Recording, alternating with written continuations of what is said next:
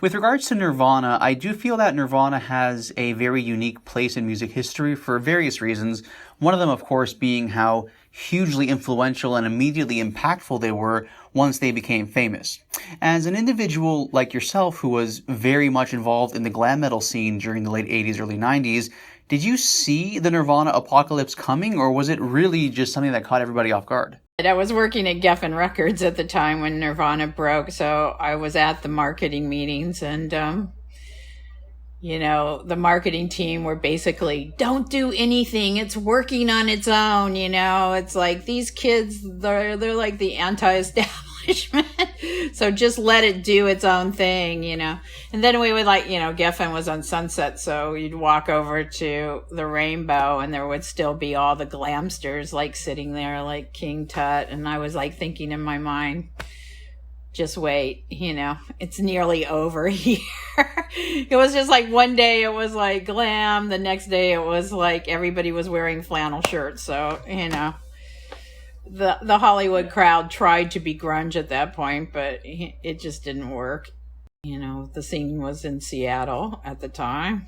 So obviously, strictly from just a musical standpoint, when Nirvana and grunge in general became huge, it killed glam metal's mainstream popularity. But from, I guess, a more human-to-human standpoint, it completely upended the lives of a lot of the glam metalers. So generally speaking, do you know what happened to the glam metalers who went out of business? Well, a lot of them tried to be grunge, they reinvented themselves and definitely reinvented their wardrobes. At that point in the game, it had gotten as girly as it could get. Every label had about 10 glam bands, and the next one was more glam than the last one that they just signed. And, having worked Guns N' Roses, that was, Guns N' Roses were kind of the only band on the scene that were sort of manly in that moment, Yeah. Then a lot of them became cooks and, whatever gigs they could get because they just couldn't, turn it over to that sound. And Hollywood having been the capital of that sound, people started migrating to Seattle as well, which was interesting, I think Nirvana had an influence on all the bands because they were scared. They didn't know where to go, I mean, one of my favorite stories about that period is I went to go see Poison play at the Blockbuster Pavilion, and there were like a bunch of empty seats, and me and Jennifer Perry were talking to Bobby Dahl outside the stadium, and Jennifer said, wow, Bobby, there's like a lot of empty seats here. And he's like, yeah, well, we're going out with more trucks. And we both looked at him like, what?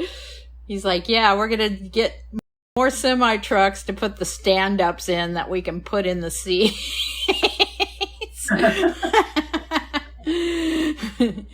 Yeah. So, I think all of the bands at that point felt the Seattle, takeover, basically. Do you foresee that type of a situation happening again where just one band or one artist is able to take over the whole business? I really hope so. And I hope it's one that I manage. So you mentioned a little earlier that Guns N' Roses, in your own words, were manlier than the other Sunset Strip bands during the late 80s, early 90s. Do you think that's the main reason, or are there any other reasons as to why they were able to succeed during the grunge era when the other bands weren't? I don't know. They had real songs. Let's face it. It wasn't, just pop bubblegum stuff. There was like real substance there, and I felt like the kids really related to those songs. Certainly the Hollywood crowd, they were living it along with them. Ever since Nirvana, in my opinion, there hasn't really been a band that has had that level of global musical influence. Which isn't to say there haven't been huge bands. Obviously, there's been System of a Down, Linkin Park, Radiohead, Muse. There have been some hugely, hugely influential bands. But with Nirvana, I just feel like they were the last band to really completely flip the business on its head. Like, I don't think there's been a band that has had that kind of a singular impact on the business since Nirvana. Do you agree or do you disagree? Well, there's certainly been some successful bands, but I think the grunge era in general, not just Nirvana, but Soundgarden and Alice in Chains and a few others, were there was definitely a scene, and Nirvana sort of led that charge. Were you familiar at all with Nirvana during the Bleach era, or was it through Geffen and Nevermind that you first heard of them? Yeah, I didn't hear about them until they were already signed to Geffen, unfortunately. I would have been making that trip to Seattle had I known. I mean, Anna Statman at Geffen was like really into Soundgarden and wanted to sign them, so I knew about Soundgarden, but I did not know about Nirvana. What was your initial reaction to hearing Nirvana? Loved it. I mean, what's not to love? It was a great record, I saw them too, they opened for the Red Hot Chili Peppers at the sports arena, and that was back when I still partied. I'll be 19 years sober this summer. But I went to see Nirvana and the Red Hot Chili Peppers on mushrooms, and I was like mind-blowing. Such a good show. The kids were like jumping over the railing to like get down on the floor for them, and I was just like, wow, this is like amazing. And then I was like backstage afterwards, and high as hell, and Pauly Shore was back there, and he was like cracking some jokes and stuff. So it was a very memorable occasion, I was really good friends with a lady named Susie Bridges, and it was like her and Susan Silvers were like the two Susies that sort of ran Seattle scene. And Susie's from Aberdeen as well. And we co-managed a band called Hall of Flame for a while, and they were from Aberdeen. So I went with her to her family's house, and she showed me all around. And, it's a little town, not a lot going on. In fact, the singer of Hall of Flame was a lumberjack. Aside from Nirvana, what other grunge bands do you like? Love Soundgarden. And I also saw Everclear when I was in Seattle, and I told Gary Gersh about it when he was the president of Capitol, and then Perry Watt Russell ended up signing them to Capitol, so maybe I had a hand in that. Who knows? I know I definitely spoke about it. And I worked with an artist named Eric Montoya that's from Seattle, and he did this great painting that I have in my bedroom, and it's called Francis Farmer Got a Revenge on Seattle, and it's basically Francis Farmer and Kurt Cobain and the money and the drugs and the alcohol and all that stuff, the guns. It's an incredible painting. Yeah, I mean, when Nirvana started hitting, everybody started running up there to look for bands, including me. I was a little late on the game for that, but I had sort of a love affair with Seattle. I went up there several times. So, in general, when you first moved to California, how did you get your start in the business? Well, at first I was a cocktail waitress, and I wasn't a very good one. And then I went to work at Licorice Pizza. Gary Gersh, who actually signed Nirvana to Geffen, hired me to Licorice Pizza, and then he went to work in the main office. But I worked in the Sunset store. So I was right across from the Whiskey. I saw all the comings and goings at the Whiskey A Go-Go, When I moved to LA, a lot of bands were moving here. They all wanted to play the Sunset Strip, and, it was pretty legendary. But, after Nirvana, it seemed like everybody wanted to go to Seattle, and then after that, it was Austin. It's like there's always like little pockets of like scenes going on, but for the rock scene, the Sunset Strip still sort of holds that, even though the bands now in Los Angeles, when they can play out, I mean, obviously nobody's playing right now. They're playing Silver Lake and Echo Park and Highland Park. That's kind of become the new music epicenter. But people that want to go see music on the Sunset Strip still go there to rock and to go to the Rainbow and that sort of thing, Your relationship with Guns N' Roses goes way back to 1984 with Hollywood Rose. How exactly did your relationship with the band start? Well, I booked Hollywood Rose. Axl Rose called me up one day and said, you come highly recommended. At that point in time, I was an agent at Silver Lining Entertainment. And he was like, would you get us some shows? And I'm like, well, send me a demo. And he's like, well, how about I bring it in? And I laughed. I was like, well, I don't really have a stereo here. But, he's like, well, how about I come in and play you something on a ghetto blaster? And I was like, okay, come on in, So he and Izzy showed up a couple hours later, ghetto blaster in hand, and I couldn't believe what I was hearing. It was like a couple of songs off of Appetite, and really good, even in like a demo stage. So I booked them sight unseen, at the Music Machine, and that's kind of where it started. And at that point in time, I was booking Slash in a band called Black Sheep. And Slash had jammed with them apparently at some point earlier on, but I sort of reintroduced them, and that was sort of the beginning of the real Guns N' Roses, the 5 iconic ones anyway. Was Tracy Guns involved at all with Guns N' Roses during the time that you were managing them? He was involved after Hollywood Rose, but not during the Guns N' Roses period. I was booking them as an agent at Silver Lining as Hollywood Rose, and then they disappeared for a while, and that's when they were working with Tracy. And then Slash ended up joining the band, and that really piqued my interest to get involved with it again, so.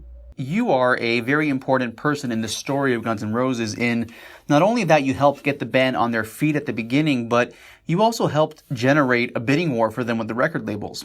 How exactly did you get that kind of traction going for the band at that early stage in their career? Well, the demo they had made was just so good, all I had to do was hand it to somebody. And there was a show at the Troubadour where there were 7 major record labels, and that's where I met Tom Zutaut, and it was I was panicked because all the A&R people were walking out onto the street because it was so loud that they couldn't stand to be in there, and I was like, oh no, this isn't good, So I was out there and I met Tom, and he's like, well, it's so loud, I can't really be in there. And he's like, but if he can sing, I'll sign him. And I go, well, he can really sing. So, the next day almost, he was calling and writing me letters, and that's where that started. But everybody wanted to sign them. We had really good dinners for a month, so. I heard at one point that Paul Stanley was interested in Guns N' Roses. Yeah, I know that actually happened, and they made some demos with Manny Charlton, but I didn't have any involvement with Paul Stanley, so I think that came through Gene Simmons. I'm not really sure, One of the coolest things I've heard about your relationship with Guns N' Roses is that they ended up living in your apartment for about 6 months. Yeah. It's kind of legendary, yes, but What exactly is the story there? Well, they were living in their rehearsal hall, and the police were looking for Axl, and Slash called me and said, can Axl come and stay on your couch for a couple of days? And I was like, yeah, sure. And he showed up later with a garbage bag and a little suitcase, and what was supposed to be a couple of days ended up being 6 months, and, all of them except for Duff moving in, so... Lesson learned. I will never do that again. What were why did the police want Axl? Well, he had a relationship with the girl and threw her outside without her clothes on, and she called the police. Couldn't you have gotten into trouble for withholding a person wanted by the cops? Yeah, possibly. I think the limit of statutation is over with now, though, so I can talk about it. Good for you, Vicky. Good for you. That's hilarious. So, do you still have a relationship with the band today? I still speak to Slash pretty regularly. I am cordial with all of them. I haven't spoken to Axl since, the early 90s. So he's like the only one I don't speak to. And I would speak to him if he called me. I'm just, I guess he, I don't know what. So when you helped Guns N' Roses get signed by Geffen, they ended up switching managers. Like, what exactly happened there? Tom Zutaut said to me, I think that they need a real manager. Like I wasn't a real manager or something.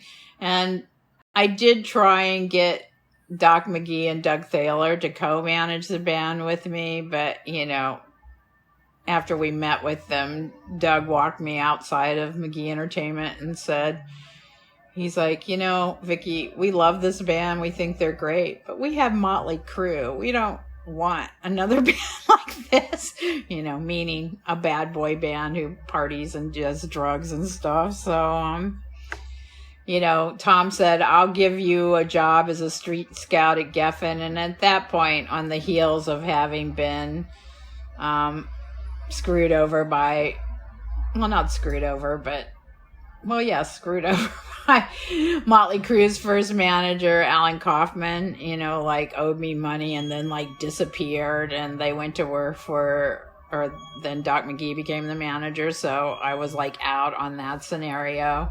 And then I had a contract with, I worked as a consultant for Stryper, and that didn't end up going well. And then with Poison, I had a contract with them, but I ended up selling it to Howie Huberman because I didn't get along with Bret Michaels anymore. So with Guns N' Roses, when it came to that part, security sounded good, a paycheck and a, expense account, and having an office away from that and still being able to manage. I mean, they worked a special deal for me at Geffen that I could still manage bands and do A&R for them. So that was a sweet deal, so I took it. And, Guns N' Roses didn't have a manager for almost a year when Alan Niven, took the gig. There were several people that were interested, but after getting in there, didn't really want the gig, What was it like working with a major label like Geffen? Was it a good experience for you? It was the best experience that I had in the major label system, and also the worst. So,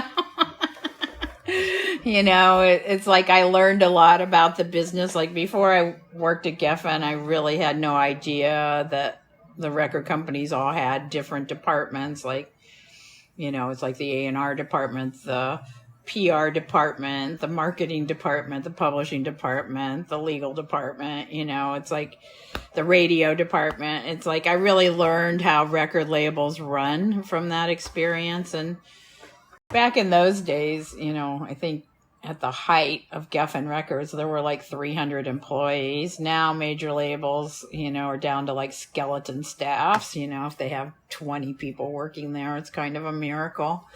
So that was good, I was one of the first street scouts that they brought in. And when I first started working at Geffen, I shared an office with Richard Bishop outside of the main Geffen office. And that was great. I should have stayed there. But then I moved into the main office and, I got very paranoid and, dealing with so many corporate heads. And then it wasn't a good experience for me anymore. I felt like my hands were tied, I love David Geffen, though. I just want to say that, a lot of people don't like him, but I loved him. So, with the rise in popularity of social media and the internet, it's much easier to get your music out there than it has ever been. But at the same time, now there's more music available to the public than there's ever been. So it's harder in one sense to pick one artist that everyone focuses on. So given the new climate of music consumption, do you think it's still possible for there to be, one band who just gets everyone's attention? I think that a region could like break out, you know. It's like I manage a band right now called Lovely World, and there's, you know, 3 or 4 bands in that area of South Carolina that are causing a little scene, you know. And I think Dave Matthews had a scene there before, and a lot of different bands, Hootie and the Blowfish and all that. So I think it can break out, maybe not to the degree that, you know, Guns N' Roses or Motley Crue did, but, you know, there's definitely pockets of scenes. So I do think, yes, it could, you know. Well, I'm hopeful. Yeah, I am too. I want to believe it, you know. It's like, I love this band, Lovely World, that I'm working with, and I honestly think that they will be one of the next huge acts because they have well, not only do they have an incredible band and a great singer who's a great writer, it's like they work this like a full-time job, you know. They bought the van, they, you know, they sell the t-shirts, they work it, you know, they're on Instagram all the time, and people want to help them because they want it so bad. It's like, there's no way to like make it in this industry and not work it like a full job. Lovelyworldmusic.com. We're about to put out a 3rd single, and I think we're going to put out a picture disc that Ron English did the artwork for, and yeah. When GNR and Metallica had that mega stadium tour, GNR wanted Nirvana to be one of the opening bands. You know, this tour starting out in the early 90s while you were still with Geffen. So would you happen to know why Nirvana didn't want to take part in that tour? I know that Kurt wasn't a fan of Axl and eventually the feeling became mutual, but was there anything else involved? I could guess. I don't know for sure, but, you know, Nirvana did not feel like they were in the same leagues with Guns N' Roses, that it was a different scene.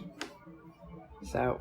What do you mean by a different non-nerd? Well, because it was like they were grunge and Guns N' Roses were a rock band, you know.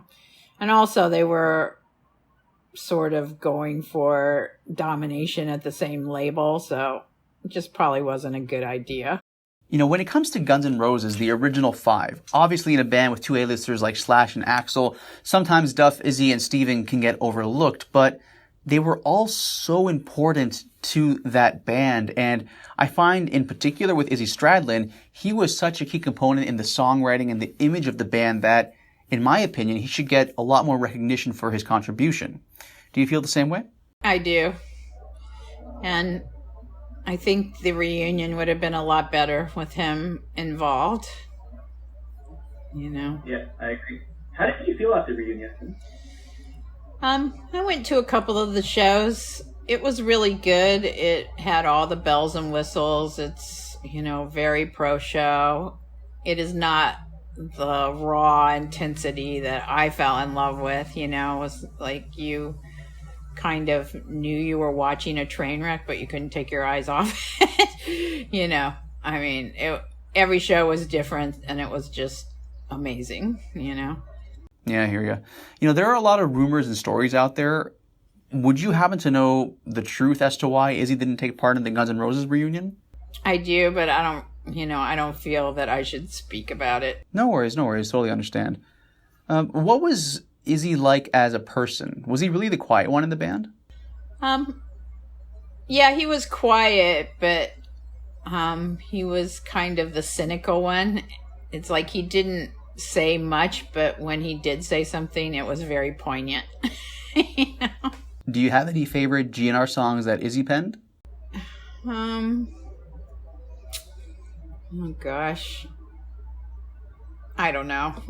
You know, I wouldn't want to call a song and then it wasn't something that he wrote, you know, so Every Rose Has Its Thorn is my favorite Guns N' Roses song. Yeah, no, not that. But I did manage Poison too. Hey guys, so just to showcase exactly how important Izzy Stradlin was to Guns N' Roses, I want to point out a couple of more things. So first and foremost, Izzy Stradlin was born in Lafayette, Indiana on April 8th, 1962. He graduated high school there in 1980 and moved to Los Angeles after graduating, determined to start a career in the music industry. Izzy's hometown friend Axl Rose would eventually follow suit and move to Los Angeles. In 1983, Axl, Izzy, and a local LA musician, Chris Webber, started a new band called Hollywood Rose. Izzy was in the band through parts of 83, 84, and 85. Hollywood Rose is of great significance to the story of Guns N' Roses for multiple reasons. For one, Izzy Stradlin, Axl Rose, Slash, and Steven Adler were all in Hollywood Rose at various points from 83 to 85, though not always at the same time. Izzy Stradlin and Slash, for example, were never part of Hollywood Rose at the same time. In 1984, Hollywood Rose disbanded for the first time. During that period, Izzy Stradlin was living with Tracy Guns, one of the founding members of another band called LA Guns. At the time, LA Guns needed a new vocalist, and Izzy recommended Axl. Axl Rose subsequently joined LA Guns for a brief stint as their lead singer. Hollywood Rose rebranded for a show on New Year's Eve 1984. This new lineup consisted of Axl Rose, Izzy Stradlin, Tracy Guns, Steve Darrow, and Rob Gardner. Rob Gardner also being a founding member of LA Guns. In March of 85, Hollywood Rose and LA Guns decided to officially merge their two groups together, creating a new group called Guns N' Roses.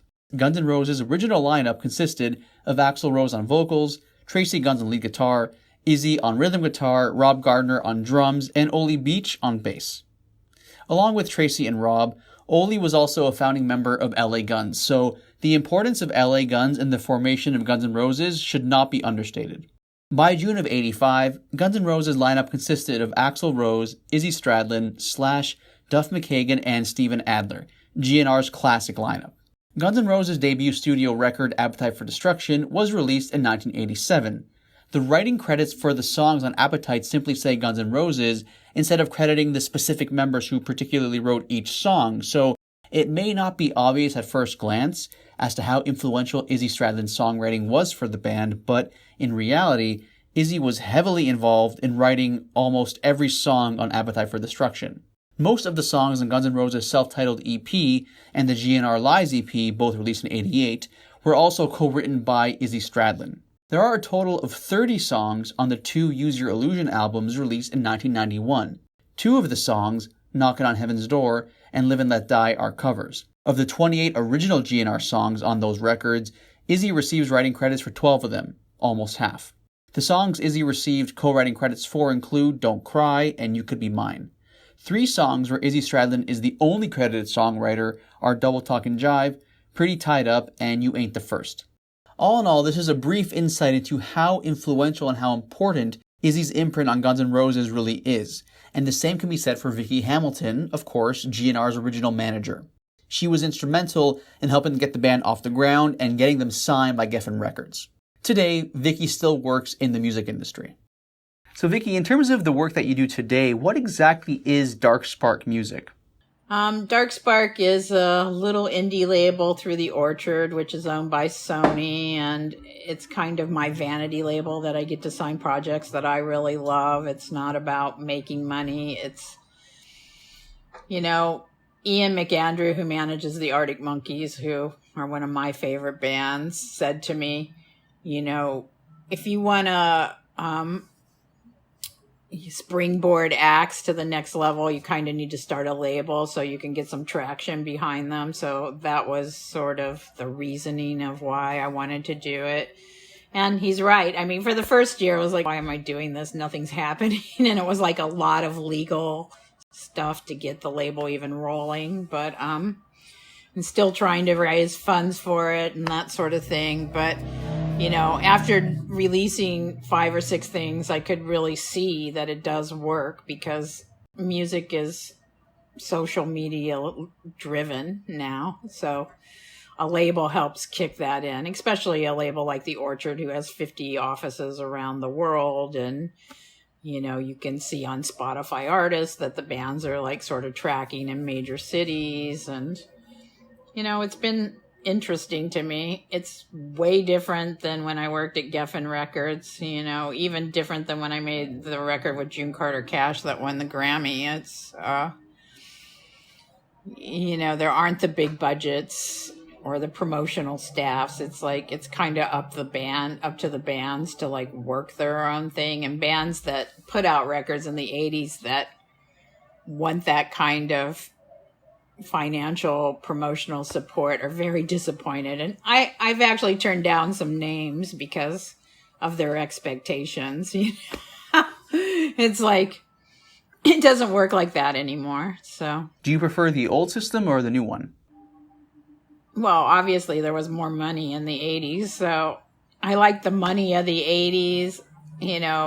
I was into the excess back then, but not now. So, but I do like the social media world. It's just different. You probably could not have a Led Zeppelin in this climate where there's like a lot of mystery around the band. And because of social media, I know what they had for lunch, pretty much.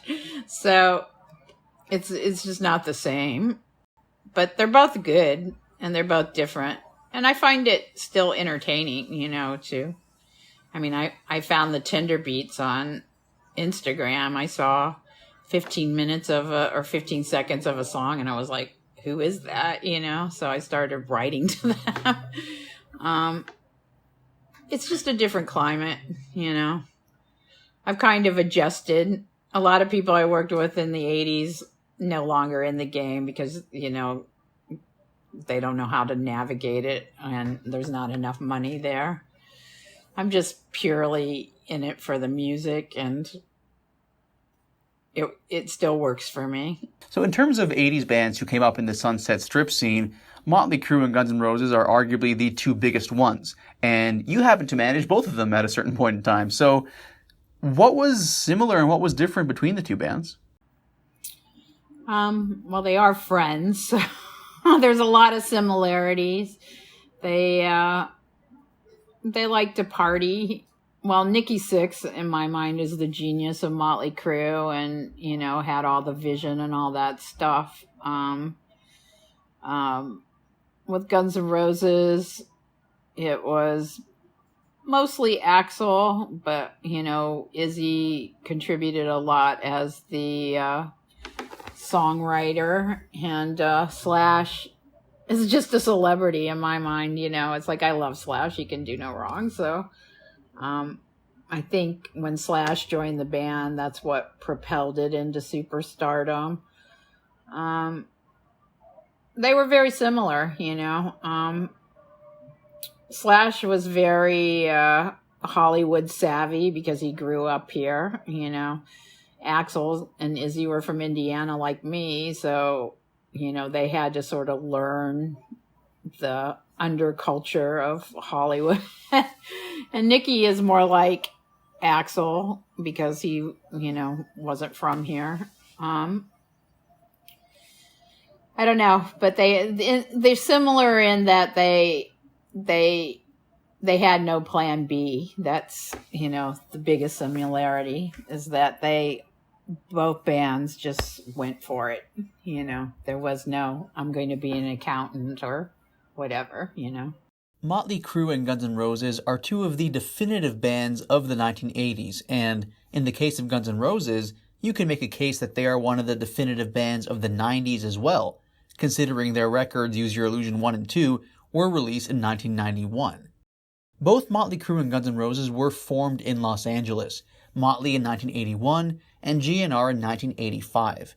Of all the notorious rock stars of the 1980s, you could make a very strong argument that Motley Crue and Guns N' Roses were the two hardest partying bands out there, and that's saying something considering how many bands in the 80s were known for their excessive lifestyles. A perfect example of just how far over the edge the guys in Motley and GNR were willing to go took place on the day before Christmas Eve on December 23, 1987.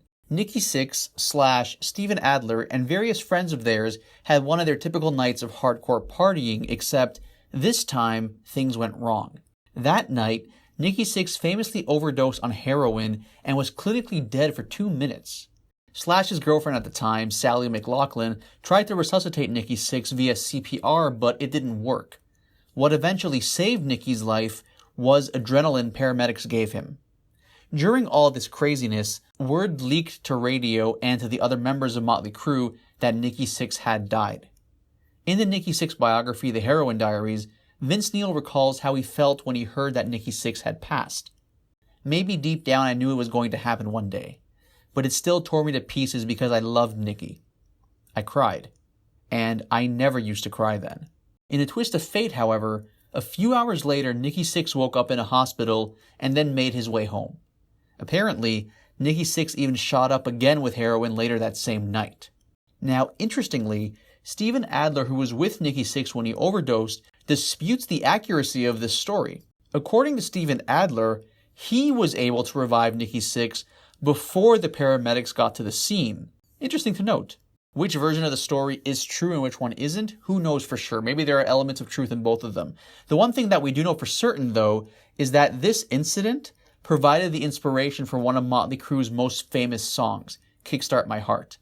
The title Kickstart My Heart is a reference to the paramedics injecting Nikki Sixx's heart with adrenaline. A near-death experience ended up becoming the inspiration for one of glam metal's most famous songs. I remember that being around Christmas because I was like coming home from visiting my folks in Florida. Yeah, was not a good batch of heroin, apparently. I wasn't around, so I don't know exactly what happened there, but yeah. Scary. So you mentioned a little earlier that you're into Soundgarden. Are there any particular Soundgarden songs that you admire? Well, I liked everything. And also liked, Chris Cornell's solo records. And I actually got to have lunch with him and Susan Silvers one day, which was really, and Susie Bridges. It was like a really great experience. Like Chris and Susan got married in Susie Bridges' yard in West Seattle that like had this great view of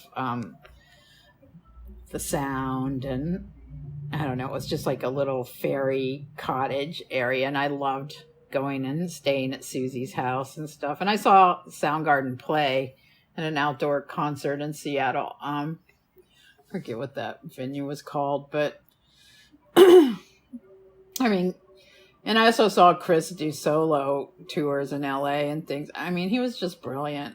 He was a great singer, and he had this song called Flutter Girl. I think they did put it out at one point, but I remember being at NAF rehearsal and hearing, the early demos of that song. It was just like so beautiful. It made me cry. I mean, I don't know. They were just an incredible band, and what a tragic loss, Yeah, I remember when the news broke about that, it totally caught me off guard. I wasn't, that was not something I was expecting to hear. What was Chris like as a person? I mean, I only met him the one time when we had the lunch, but, Susie Bridges told me that he had a problem with depression, so I know that was a big factor, and he seemed very serious the day that I met him, like there was something on his mind or whatever. So, I don't even think that my own personal theory is that he wasn't really out to commit suicide, that he was just on some different meds, maybe just had a lapse and it happened, I don't know. It's just hard for me to believe that somebody that had so much going right could be depressed enough to kill themselves, but who knows? Whenever I take on interns or whatever, I tell them that if you're getting in this to make a lot of money, this is not the right career for you, because, hopefully that's the end game, but it can be a long time. I mean, my career's been like a roller coaster ride. I've had periods of where I've made really good money, but it's just like, woo, always, with every new project, you're only as good as your last 15 minutes or something. So it's like, it's never like a given that you're going to have this success, And then there's that whole saying, which I love. I got it out of the Whack Pack, which is, if you're hitting a bullseye every time, you're standing too close to the target. And that's sort of the metaphor for the industry for me. It's like you've got to take some chances that are a little left of center to like have any like real success. You can't play it safe. That never works. Not in music or art, I don't think. You know, like when you see people cry at the Academy Awards, you know, and thank everybody and whatever, I don't think that they're crying because they're so happy. I think it's like, wow, it finally happened, you know? It's like so hard to, I mean, just even writing a book for me, I was like, will it even like ever come out? You know, there's like, and like you, I'm working on a documentary that I started 10 years ago, you know, and will it get the funding to like finally come out? I mean, there's a lot more avenues for that now, but it's so hard to get people to back creative endeavors. It's really sad, you know? Yeah, I hear you. So, you know, given what we've been discussing about how difficult the reality of the business really is, if you had to give advice to someone who is just for the first time trying to break into the business, what would that advice be? Be true to yourself, write music that you love. There's always going to be the producer, the record company who want to like form and mold you, you know. I try to like really hear my acts when they talk to me about what they want for themselves. And, you know, if I see that they're heading for a ditch, I'll just tell them my experience, but I won't stop them from going in the ditch if that's what they really want, because, you know, you have to be true to your own vision. So, Vicky, you're originally from West Virginia and then later Indiana. What inspired you to move to California? I moved to California because I thought it would be better to starve in the sunshine than in the snow, basically. I mean, New York was closer, but I don't know. I always had it in my mind as a kid that I wanted to live in California, so that was kind of it. And then Tom Petty told me that I look like a California girl, and that was kind of the last straw. I was on my way. So you met Tom Petty in California or in Indiana? Oh, I stalked him in Indiana. I was a journalist, and, you know, nobody at the record company was granting me an interview, so I chased down his tour bus and then waited till he got off and, you know, asked him if he would do an interview with me, and he said he would, you know, so that was pretty awesome. Did you have any kind of relationship with Tom Petty?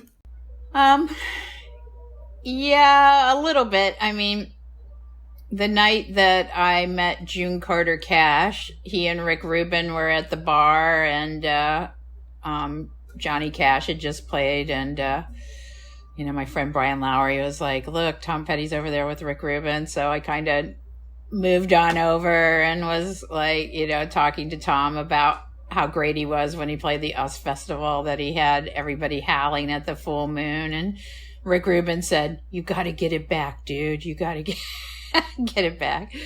But, you know, I saw Tom Petty play live many times, and the guy that broke him at radio, John Scott, is still a very good friend of mine, and he wrote a book called Tom Petty and Me that's really a good book. I've always loved Tom Petty. What's your favorite Tom Petty song? There's several, like Here Comes My Girl is one of my favorites, and Breakdown. You know, kind of the early records up until about Damn the Torpedoes are the ones I listen to the most, you know. Yeah. Hey guys, thanks for watching. If you like this video, make sure to subscribe for more because there is a lot more to come. All the videos on my channel are original. I'm the one filming, editing, and conducting all the interviews. So if you guys like what you see and you want to support, the best way to do so is honestly just to subscribe. Thanks for watching.